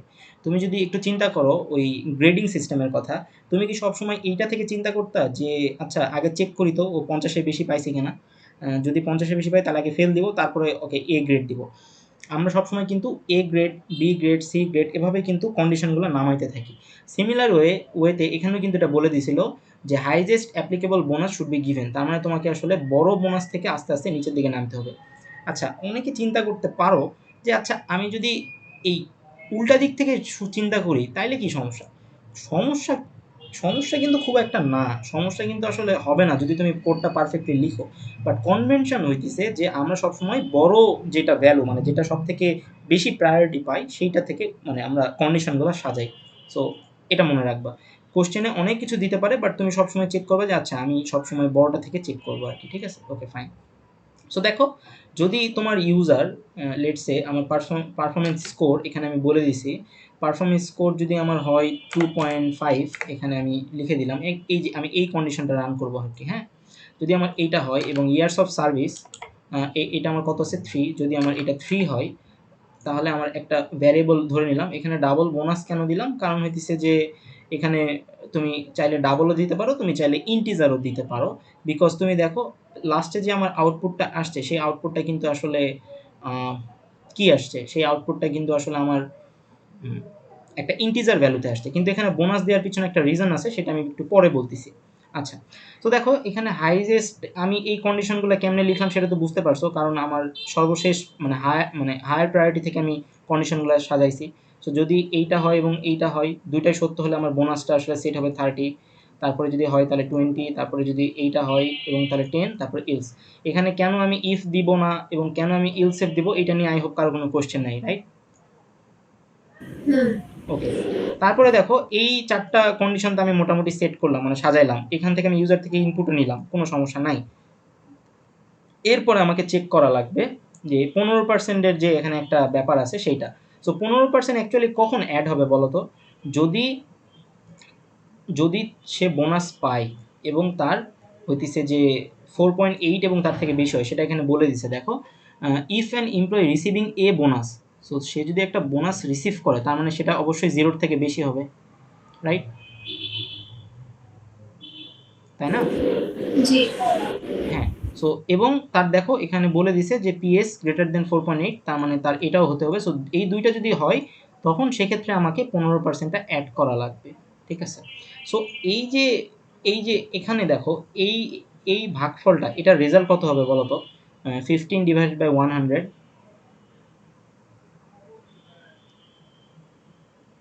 0.15। আচ্ছা, আমি কি এটা এভাবে না লিখে এভাবে লিখতে পারতাম? ইনটু হচ্ছে যে 0.15। জি আহ, মানে এভাবে লিখলে কি ফ্যাকাল্টি আমারে ধরে মারতো? না, ঠিক আছে। এটাও কিন্তু ঠিক আছে, রাইট? তো এখন দেখো এটা কি একটা দশমিক, মানে এটা একটা ডাবল ভ্যালু না? হ্যাঁ আর বোনাস এইটা নিজে একটা কি ভ্যালু বলো তো? ডাবল ভ্যালু, এই যে এখানে আমি ধরে নিছি। হ্যাঁ উপরে। সো এবার বুঝতে পারছো কেন আমি এখানে ডাবল ধরে নিছি? কারণ আমি ডাবলের সাথে গুণ করতেছি আলটিমেটলি। বুঝতে পারছো? সো যদিও এটা আসলে খুবই মাইনর একটা এরর, বাট তোমাকে এটা মাথায় রাখা লাগবে, ঠিক আছে? মানে আমি কেন এখানে ডাবল ধরলাম এবং কেন এখানে ডাবল দিয়ে গুণ হলো। সো দুইটা ডাবল দিয়ে গুণ হয়েছে। তারপরে এখানে বোনাসের ভ্যালু ছিল 30। সো যদি 30 হয় তাহলে বোনাসটা বেড়ে যাবে আর কি। সো এই কেসটা আমি হ্যান্ডেল করলাম। এরপরে আউটপুটের ক্ষেত্রে যে কি হবে দেখো, আউটপুটের ক্ষেত্রে সে যদি কোনো বোনাস রিসিভ না করে, এবং বোনাস সে কখন রিসিভ করবে না? যখন আসলে এই ইলস ব্লকে এসে আসবে তখন সে রিসিভ করবে না। নো বোনাস ইলসে যদি আসে তাহলে তার এই যে দেখো বোনাসটাকে সে আবার কি করছে, ইন্টিজারে টাইপ কাস্ট করছে। তোমরা কি টাইপ কাস্ট করা দেখছিলে আমার ভিডিওতে? আচ্ছা, কোনো সমস্যা নাই। যদি টাইপ কাস্টের বিষয়টা নাও বোঝো, আমি একটু পরে টাইপ কাস্টিং বিষয়টা বুঝে দিতেছি। আরও জিনিসটা ক্লিয়ার হয়ে যাবে। তো দেখো এখানে আমি মিনিমাইজ করলাম, সরি কিছু একটা মিশাই দিছি।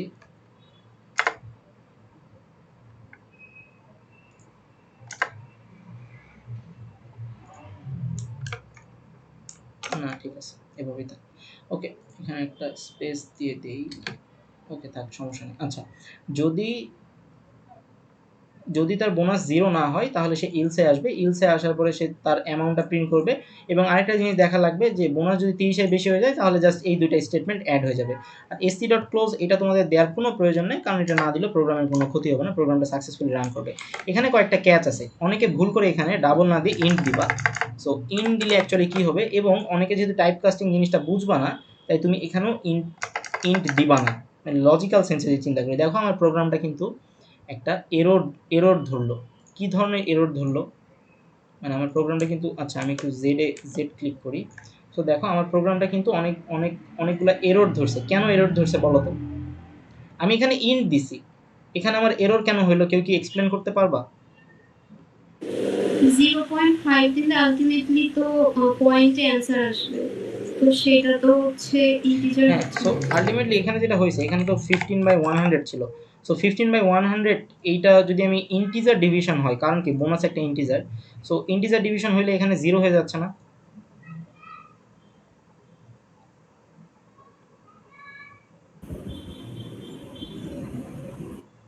হ্যালো? হ্যাঁ সো আমি যদি এখানে ইন্টিজার দেই, তার মানে বোনাসটা একটা ইন্টিজার। তো আমার প্রোগ্রাম কি চিন্তা করবে? আমার প্রোগ্রাম যখন এখানে আসবে, প্রোগ্রাম যখন এখানে আসবে তখন সে চিন্তা করবে, ওকে বোনাসের ভ্যালু হচ্ছে 0। তারপর হচ্ছে যে এই বোনাসের ভ্যালু তো আসলে একটা ইন্টিজার, তার মানে আমাকে এর বাইরে যে জিনিসটা আছে এটাও ইন্টিজার ডিভিশন করতে হবে। বাট তুমি যদি এখানে ইন্টিজার না দিয়ে তুমি যদি এখানে ডাবল দাও, তখন সে কি চিন্তা করবে? তখন সে চিন্তা করবে আমি তো ডাবল, তার মানে এটাও আসলে ডাবলেই হতে হবে। সো অনেকে আবার এইটা না দিয়ে যদি তুমি ডিরেক্ট 0.15 দিতা, সরি 0.15 দিতা, তখন কিন্তু এটা কিন্তু একটা ডাবল ভ্যালু, এবং একটা ডাবল ভ্যালুর সাথে কিন্তু একটা ইন্টিজার এখানে তুমি যদি ইন দাও তাহলে কিন্তু সেই এররটা ধরবে। ঠিক আছে? তাহলে সেই এররটা ধরবে। সো তোমাকে এই এই ধরনের কোনো পার্সেন্টেজের ক্যালকুলেশনের ক্ষেত্রে তুমি কোন ভ্যারিয়েবলটার সাথে গুণ বা যোগ বিয়োগ করতেছো সেটা মাথায় রেখে এখানে তোমাকে ডাবলটা দেওয়া লাগবে। ঠিক আছে? তো তুমি যদি ডাবলটা না দিয়েই প্রবলেমটা সলভ করো, কিন্তু দেখো তোমার আউটপুটে এই যে বোনাসটা সেটা কিন্তু একটা ইন্টিজারে আছে না? হ্যাঁ জি সো ইন্টিজারে থাকার কারণে এখানে আমাকে ইন্টিজারে টাইপ কাস্ট করে নিতে হলো। এই পর্যন্ত বোনাস কিন্তু আমার ডাবলেই ছিল। এখানে যখন আসছে বোনাস ডাবলেই ছিল। এখানেও যখন আসছে বোনাস ডাবলেই ছিল। বাট যখন আমাকে অ্যাকচুয়ালি বোনাসটা প্রিন্ট করতে বলছে তখন কিন্তু সেটা আমাকে ইন্টিজারে টাইপ কাস্ট করে নিতে হয়েছে। এটা খুবই একটা মাইনর ভুল, বাট যেহেতু আউটপুট যেটা আসছে এখানে বলে দিছে, দেখো your output statement must be follow the output format given above. তার মানে ফ্যাকাল্টি কিন্তু একটা তোমাকে কি বলে দিছে যে তোমাকে কিন্তু এরকম টাইপ কাস্ট করা লাগবে, এটার উপরে মার্ক আছে। তুমি কি বুঝতে পারলে কেন এই কথাটা লিখে দিছে? এখন জি, এখন যদি বুঝছি। আমি এই ইন্ট জিনিসটা না দিয়ে প্রোগ্রামটা রান করি তাহলে অ্যাকচুয়ালি কি হইতে পারে দেখো তো। আমাকে এখান থেকে দুইটা ইনপুট চাবে আই গেস। ওকে ফাইন, এখান থেকে তো হবে না, আমাকে আসলে এই রান জাভাটা দিতে হবে। তো আমি এখানে এই এই জিনিসটা একটু দেই, সেটা হইতেছে যে তোমার কোনটা দিব, কোন আউটপুটটা দিব, 34 দিব, আচ্ছা 20টা দিই, 4.1 অ্যান্ড হইতেছে 6। দেখো এই দুইটা দেওয়ার পরে আমার আউটপুট আসা উচিত কত, ইওর বোনাস অ্যামাউন্ট ইজ 20,000, এইটা আসা উচিত রাইট। দেখো এখানে আসতেছে কিন্তু 20,000.0, এইটা যদি আমি দেই তাহলে ফ্যাকাল্টি ভুল ধরবে না? হ্যাঁ। So G. দ্যাটস ওয়াই এই বোনাস যেটা আছে সেটাকে আমাকে টাইপ কাস্ট করতে হবে, সেটা হচ্ছে ইন্ট দিয়ে আমি জাস্ট টাইপ কাস্ট করে ফেললাম। এখন এই বোনাসের ভ্যালু যে 20,000 সেটা কনভার্ট হয়ে কত হয়ে যাবে, 20,000 হয়ে যাবে। সো আমি আরেকবার একটু রান করে চেক করে দেখি যে কথা ঠিক আছে কিনা। সো আমি এখানে আবার দিলাম 4.1 অ্যান্ড তারপরে আমি দিলাম হচ্ছে 6। এবার দেখো ওই পয়েন্টটা কিন্তু চলে গেছে। সো বুঝতে পারলা কিভাবে এটা কাজ করে? জি ভাই। সো প্রথমত প্রবলেমটা দেখে শুরুতে অনেক কঠিন মনে হতে পারে, প্রবলেমটা অনেক সহজ প্রথম কথা। দ্বিতীয় কথা হচ্ছে কেউ যদি এই জিনিসপাতিগুলো বোঝে, কখন ইফ হবে কখন ইলস হবে, আবার কখন হইতেছে যে এই কন্ডিশনগুলো অ্যাপ্লাই করা লাগবে, এই বোনাসটা কেন আমি ডাবল দিলাম সেটাও বুঝছো, কেন আমি আবার ডাবল থেকে ইন্টিজারে কনভার্ট করলাম সেটাও মোটামুটি বুঝতে পারছো। অ্যান্ড 30,000 টাকার বেশি যদি বোনাস হয়ে যায় সেক্ষেত্রে এখানে সুন্দর করে প্রিন্ট করতে বলছে, সেই কথাটাও তুমি এখানে অ্যাড করে দিচ্ছো। সো মোটামুটি তোমার প্রোগ্রাম কিন্তু ওয়ার্কেবল একটা প্রোগ্রাম। সো আমি জাস্ট আরেকবার রান করে দেখাই, তারপর আমি অন্য প্রবলেমে শিফট করবো। সো আমি জাস্ট লাস্টেরটা একটু চেক করতে চাই যে লাস্টেরটা আমার হ্যান্ডেল হইতেছে কিনা।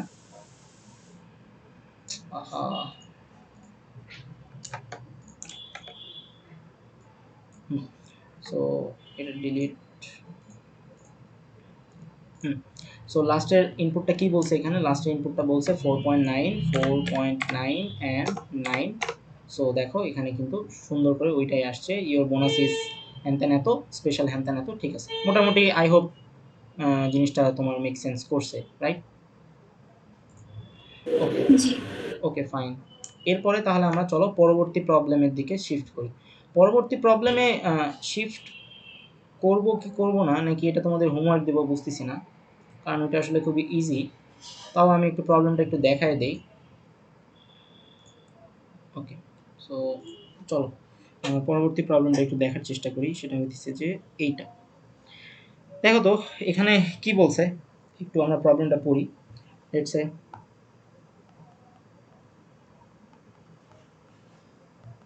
ওকে, সো এখানে বলছে যে Mrs Karim is preparing for her monthly grocery shopping and wants to maximize her savings at the supermarket. তার মানে একটা বাড়ির গৃহকর্ত্রী সুপার মার্কেটে যাবে এবং তার সেভিংসটা সে ম্যাক্সিমাইজ করতে চায়।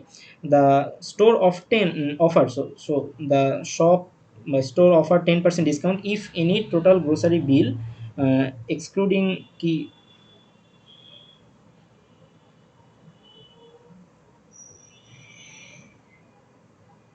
পেরিশেবল বা কি আইটেম এটা, I hope perishable item, sorry. So exceed 5,000 টাকা, 5,000 টাকা additionally if she has membership card তাহলে সে আরও 5% ডিসকাউন্ট পাবে, which is applied after the first discount has been deducted. However certain items such as milk, fruit, and vegetable are classified as perishable goods and do not qualify for any discount. অনেক ধরনের condition এখানে দিছে, but সেগুলো আমাদেরকে একটু চিন্তা ভাবনা করে নেওয়া লাগবে। তারপর কি বলছে, now write a Java program that takes following input and calculate final amount payable after applying the eligible discount. আচ্ছা ঠিক আছে, ইনপুটের ক্ষেত্রে কি কি বলছে, total grocery bill, total item, integer, decimal, boolean value, true false, হ্যান ত্যান, অনেক কিছু বলছে। সো আমরা একটু ইনপুট আউটপুটের দিকে যাই। সো এখানে বলছে যে সব কিছু মিলে সে এত টাকা বিল আসছে, তার আইটেম কস্ট এত, তার মেম্বারশিপ আছে হ্যাঁ, তাহলে তার টোটাল ডিসকাউন্টের আগে হ্যান ত্যান এত, আচ্ছা এত, ফাইনাল অ্যামাউন্ট এত, তারপরে গ্রোসারি বিল হয়েছে এত, যদি পেরিসেবল বিল এত হয়, যদি না থাকে তাহলে অ্যামাউন্ট এত। সো এখানে জাস্ট ৩টা জিনিস নিয়ে আমাদেরকে ডিল করা লাগবে। তার আসলে এই আইটেমের কস্ট কত, সে টোটাল গ্রোসারি বিল কত করছে, অ্যান্ড তার হইতেছে যে মেম্বারশিপ কার্ড আছে কিনা। এই ৩টার উপর বেস করে আমাদেরকে সে কত টাকা ডিসকাউন্টের আগে কত, টোটাল ডিসকাউন্ট কত, এই জিনিসগুলো আমাদেরকে ফিগার আউট করা লাগে। প্রবলেম স্টেটমেন্টটা কি বোঝা গেছে? জি। ওকে, সো তাইলে চলো আমরা হইতেছে যে এটার মানে এটার হইতেছে যে প্রবলেমটা সাইডে নেই এবং সলিউশনটা সাইডে নেই, জিনিসটা জাস্ট একটু বুঝাই দিই। খুবই সহজ, এই জিনিসগুলো নিয়ে এত বেশি প্যারা খাওয়ার কিছু নাই।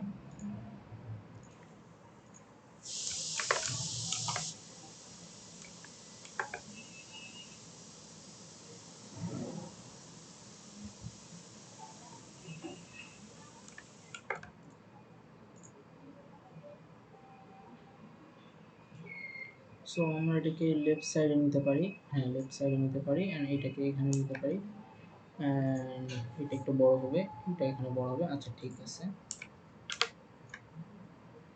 ওকে।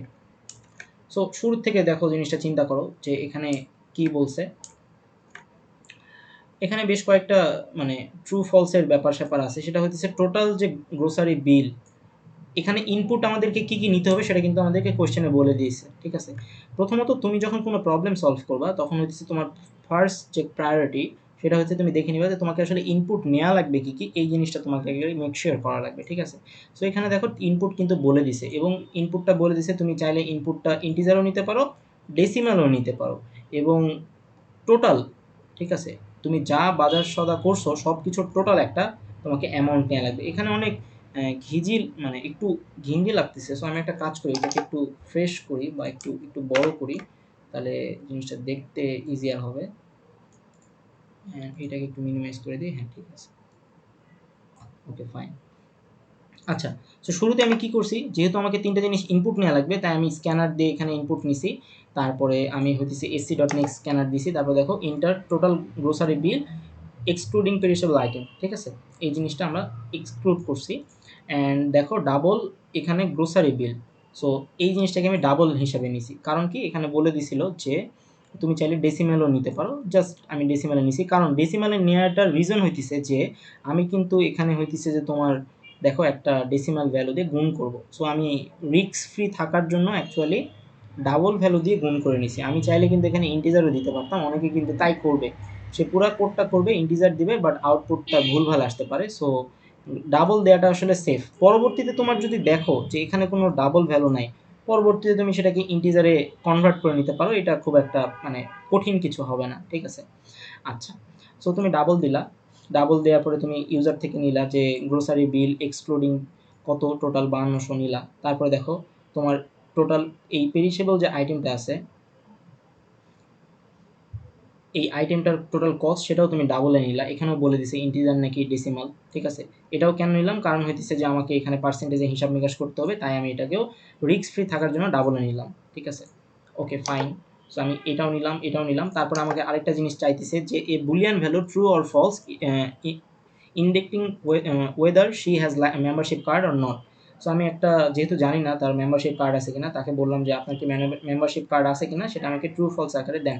সো নেক্সট বুলিয়ান, এই জিনিসটাও কিন্তু পসিবল যখন তোমাকে বুলিয়ান টাইপের জিনিসপাতি ইউজার থেকে নেওয়া লাগবে। সো নেক্সট ইন্ট কখন আমরা ইউজ করি, যখন আমরা ইন্টিজার টাইপের ভ্যালু ইউজার থেকে নেই। নেক্সট ডাবল, যখন ডাবল টাইপের বা ডেসিমাল ভ্যালু নেই।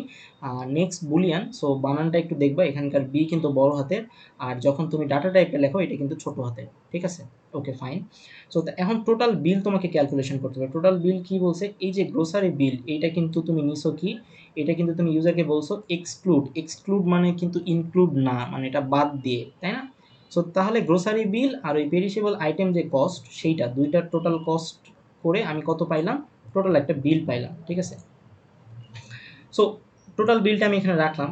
তারপরে দেখো এখানে কি বলছে, ডিসকাউন্ট অ্যাপ্লাই হবে কখন। এখানে কোয়েশ্চেনে সেটা বলে দিছে যে এক্সিড 5000 টাকা তখন আসলে 10% ডিসকাউন্ট অ্যাপ্লাই হবে গ্রোসারি বিলের উপরে। The store offers 10% discount if the total grocery bill excluding perishable item exceed 5000 টাকা। সো এই জিনিসটা হবে, এবং অ্যাডিশনালি তার কাছে মেম্বারশিপ থাকলে সে আরও 5% ডিসকাউন্ট পাবে। আচ্ছা, সো দেখো সেটা কিন্তু করছে, যদি গ্রোসারি বিল 5000 টাকা থেকে বেশি হয় তাহলে তার ডিসকাউন্ট হবে, সে ডিসকাউন্ট একটা পাবে, ঠিক আছে। ডিসকাউন্ট যে পাবে সেটা গ্রোসারি বিল থেকে আমাকে বাদ দেওয়া লাগবে, রাইট? কারণ তাছাড়া তো আমি বেশি টাকা পে করবো না। সো গ্রোসারি এই মাইনাস ইকুয়াল এইটা মানে কি তোমরা জানো? এটা মানে কি? জি মাইনাস হবে টোটাল থেকে। সো এই জিনিসটা কিন্তু আসলে আমরা এভাবে লিখতে পারি, মাইনাস ইকুয়ালটাকে তুলে দিয়ে আমরা জাস্ট এই জিনিসটাকে এখানে পুরোটা কপি করলাম, কপি করে পেস্ট করলাম, তারপরে এখানে একটা মাইনাস দিলাম। এইটা যা কথা, এই জিনিসটা আগে যেমন ছিল সেইটা কিন্তু সেম কথাই, ঠিক আছে? এটা জাস্ট শর্টকাটে লেখা। সো তুমি যে কোনো একটা ফলো করতে পারো। আচ্ছা, তারপরে এই যে 5% ডিসকাউন্ট পাওয়ার পরে তার টোটাল গ্রোসারি বিলটা এখন যেটা হলো সেটা এখানে আছে। যদি তার মেম্বারশিপ কার্ডটা থাকে তাহলে সে আরও কিন্তু ডিসকাউন্ট পাবে, তাই না? এবং এই পুরো ডিসকাউন্ট পাওয়ার পরে কিন্তু তার হচ্ছে ফাইনাল টোটাল অ্যামাউন্ট থেকে এই যে ডিসকাউন্ট যেটা আছে সেই ডিসকাউন্টটা কিন্তু এখান থেকে বিয়োগ যাবে। তারপরে দেখো final amount just system router print এনে যা যা হয়েছে সব কিছু তুমি প্রিন্ট করে দিলা, এই আর কি। এখানে মানে আহামরি আমি আসলে কঠিন কিছু দেখতে পারতেছি না, মানে তোমরা হয়তো দেখতে চাইলে দেখতে পারো। সো এখানে জাস্ট একটা এই ফার্স্ট জিনিসটাই ওরা হ্যান্ডেল করছে। সো আমি জাস্ট একটু রান করে দেখি যে কি অবস্থা হইতেছে। আমি রান করি। ফার্স্ট যেটা বলছে যে টোটাল গ্রোসারি বিল কত, এখানে গ্রোসারি বিল হচ্ছে 5200। তারপরে পেরিস আইটেমের ওইটা কত, ওটা হচ্ছে 800 টাকা। আর মেম্বারশিপ হচ্ছে ট্রু, সো TRUE ট্রু। তাহলে এখানে আমার হইতেছে যে দেখো টোটাল বিফোর ডিসকাউন্ট 6000 টাকা, হ্যাঁ 6000 টাকা আসছে। ডিসকাউন্ট অ্যাপ্লাই 15% এটাও আসছে। অ্যান্ড হইতেছে যে ফাইনাল অ্যামাউন্ট কত সেটাও আসছে। কিন্তু এখানে একটা অতিরিক্ত জিনিস আসছে, সেটা হচ্ছে টোটাল ডিসকাউন্ট 6000.0, বাট আমার এখানে আছে 6000। তার মানে আমি এটা আসলে ইন্টিজারে কনভার্ট করি নাই, রাইট?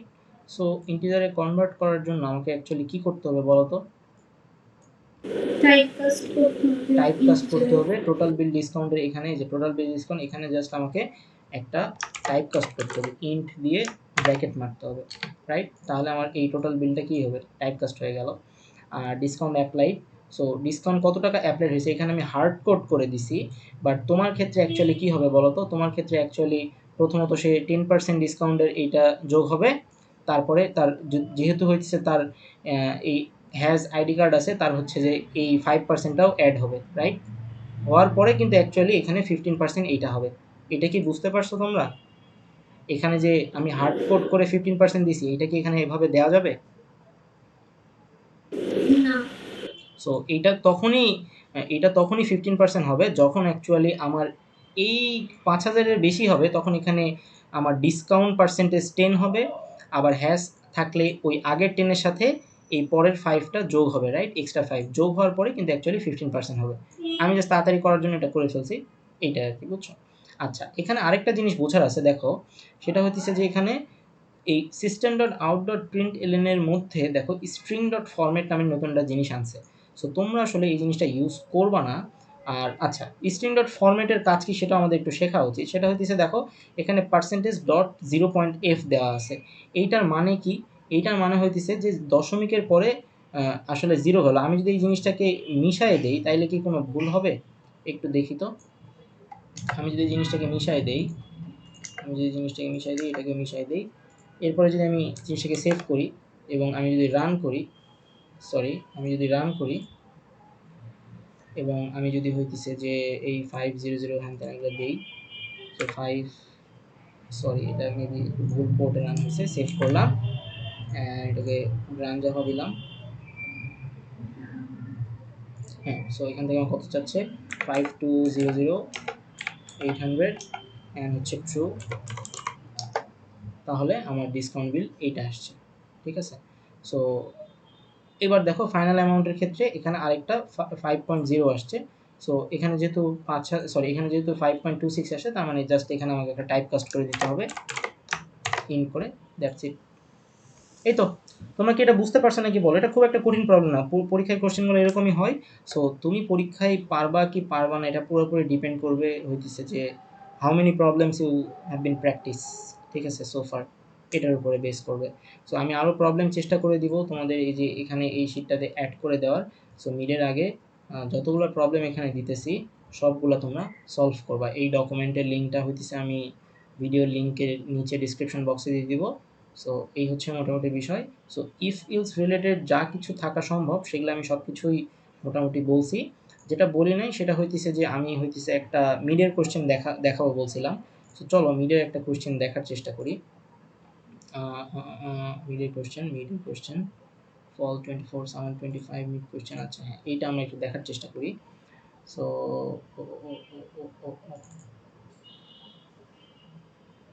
নট নট এটা না, এটাও না।